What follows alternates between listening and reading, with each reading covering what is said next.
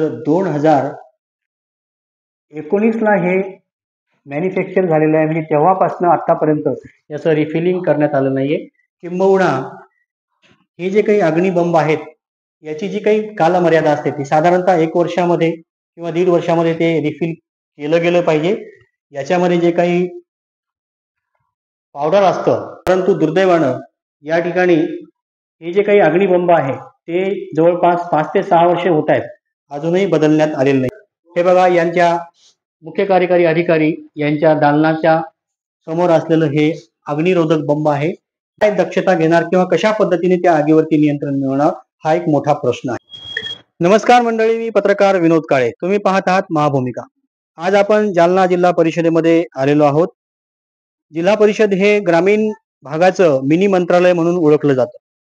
त्यानिमित्त या जिल्हा परिषदेच्या कार्यालयामध्ये दररोज मोठ्या संख्येने नागरिकांची कामानिमित्त वर्दळ असते आणि नागरिकांची वर्दळ असल्यामुळे साहजिकच या इमारतीला सुरक्षेची देखील तितकीच आवश्यकता असते.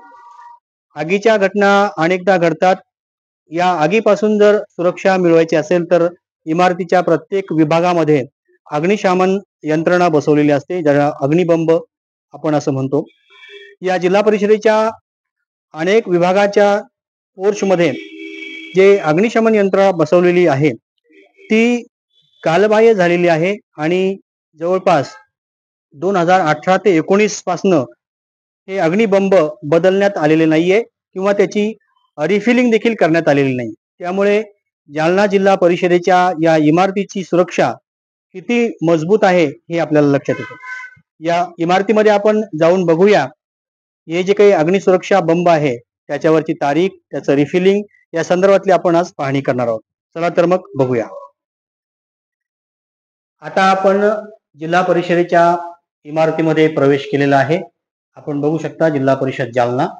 या इमारतीचं ही दुमजली इमारत आहे आणि या इमारतीच्या दोन्ही मजल्यामध्ये अनेक विभाग आहेत. हे आपण विभागाचं चार्ट या ठिकाणी बघूया. तळमजला आहे, पहिला मजला आहे आणि दुसरा मजला आहे. अनेक विभाग या दोन्ही मजल्यावरती आहे. आपण बघूया. वित्त विभागाकडे आपण जातोय.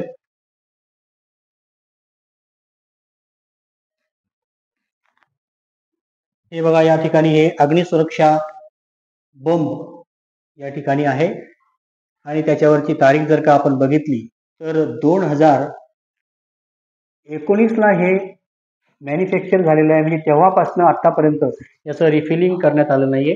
किंबहुना हे जे काही अग्निबंब आहेत याची जी काही कालमर्यादा असते ती साधारणतः 1 वर्षामध्ये किंवा 1.5 वर्षामध्ये ते रिफिल केलं गेलं पाहिजे. याच्यामध्ये जे काही पावडर असतं, मोनो अमोनियम फॉस्फेट ज्याला आपण म्हणतो, हे पावडर ड्राय पावडर म्हणून हे ओळखलं जातं आणि या पावडरच्या माध्यमातून याच्यामध्ये जे काही गॅसचा प्रेशर असतं ते प्रेशर आग लागल्यानंतर ती नियंत्रणात आणण्यामध्ये काम करतं. परंतु दुर्दैवानं या ठिकाणी हे जे काही अग्निबंब आहे ते जवळपास 5 ते 6 वर्षे होत आहेत, अजूनही बदलण्यात आलेले नाही. आपण पुढे आणखी दुसऱ्या विभागामध्ये जाऊन बघूया या अग्निशमन यंत्रणेची काय अवस्था आहे.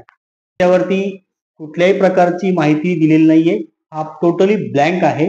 म्हणजे आपण काय समजायचं की याच्यामध्ये हे अग्निरोधक याच्यामध्ये क्षमता आहे किंवा नाही, हे कधी रिफिल केलंय, काय केलंय ते देखील कळायला मार्ग नाही. इकडच्या साईडला हा एक अजून एक अग्निरोधक बंब आहे, त्याच्यावरही आपण तारीख बघूया. 2019 मध्ये हा रिफिल केलेला आहे. तेव्हापासून या अग्निबंबाचं रिफिलिंग झालेलं आपल्याला दिसत नाही. आपण पुढे बघूया.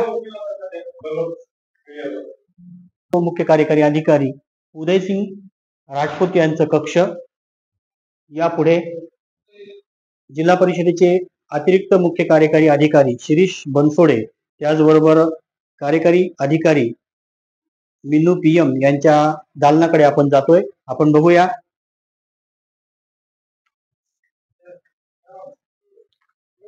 हे बघा, यांच्या मुख्य कार्यकारी अधिकारी यांच्या दालनाच्या समोर असलेलं हे अग्निरोधक बंब आहे, ज्याच्यावरती रिफिलिंगची तारीख नाहीये. 19 मध्ये हे बसवण्यात आलं होतं आणि त्यानंतर आतापर्यंतही हे रिफिल करण्यात आलं नाहीये. याची एक्सपायरी डेट पण याच्यावर तुम्हाला दिसणार नाही. इकडच्या साईडला पण एक अग्निबंब आहे, त्याची तीच अवस्था तुम्हाला बघायला मिळेल. मग हे जर का अग्निशामक यंत्रणा जर कार्यान्वित नसेल आणि जर का जिल्हा परिषदेमध्ये जर का एखादी आगीची घटना घडू नये पण जर घडली तर प्रशासन काय कारवाई काय दक्षता घेणार किंवा कशा पद्धतीने त्या आगीवरती नियंत्रण मिळवणार हा एक मोठा प्रश्न आहे. तर आपण जिल्हा परिषदेच्या इमारतीमध्ये जाऊन प्रत्यक्ष अनेक कक्षांसमोर असलेले जे काही अग्निरोधक बंब आहेत त्याची पाहणी केली.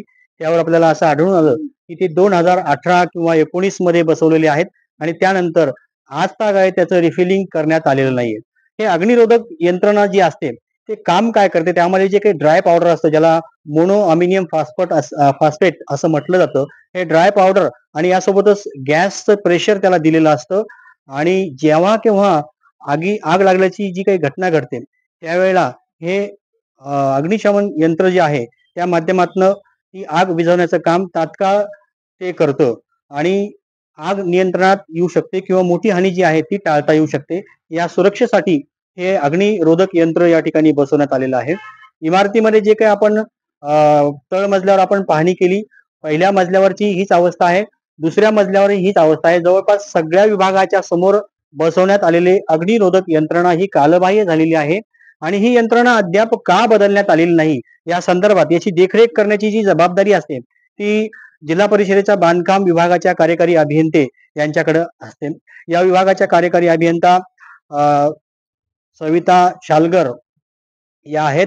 त्यांना आपण या संदर्भात विचारलं तर त्यांनी सांगितलं की जिल्हा परिषदेकडे बजेट नसल्यामुळं या अग्निरोधक यंत्रणेचं रिफिलिंग करण्यात आलेलं नाहीये. मग हे बजेट आल्यानंतर आम्ही रिफिलिंग करणार असं त्यांचं उत्तर होतं. अर्थातच त्यांचं उत्तर आपल्याला कितीस पटण्यासारखं आहे हे तुम्ही समजू शकता.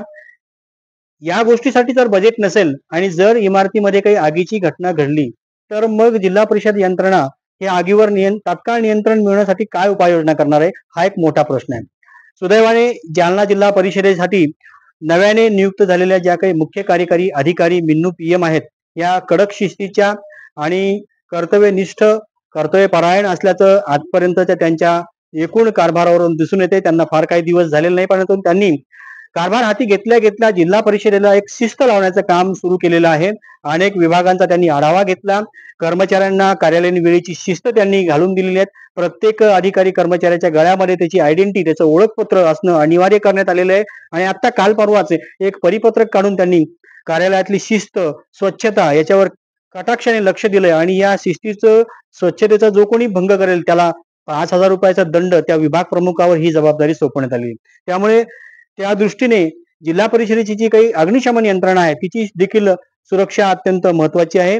आपण अपेक्षा करूया की कर्तव्यनिष्ठ या कर्तव्यदक्ष मुख्य कार्यकारी अधिकारी मिन्नू PM याकडे कटाक्षानं पाहतील, लक्ष देतील आणि त्या दृष्टीने कारवाई करतील अशी अपेक्षा या निमित्ताने करूया. तुर्तास तिथेच थांबतो. धन्यवाद.